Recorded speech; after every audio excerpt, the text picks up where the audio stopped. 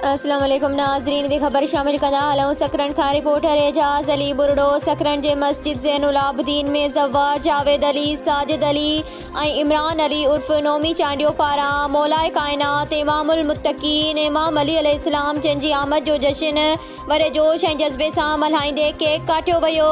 उन मौक़े ते मौलाना लियाकत अली साजिद जन ख़ुसूसी ख़िताब कंदे मौला अली अलैहिस्सलाम जन जा फ़ज़ाइल बयान कया, जॾहिं त उभरंदड़ नात ख़्वान सैयद आदिल शाह, सैयद रहीम शाह, महाबली ऐं अकबर खोसो हमदो नात ऐं मनक़बत पेश करे दाद वसूल कयो। प्रोग्राम जी शुरूआत में गुलाम मुस्तफ़ा कीरियो तिलावत कलाम पाक जो शरफ़ हासिल कयो। ॿिए तरफ़ सकरन जे मशहूर सिनेमा चौक ते पिणु मोहम्मद क़ासिम चांडियो, नियाज़ सियाज़ ऐं ॿियनि पारां मौलाए कायनात जंहिंजी विलादत जो अज़ीम शान प्रोग्राम करे केक काटियो वियो, जंहिंमें पिणु वॾे तइदाद में मोमिनीन शिरकत कई।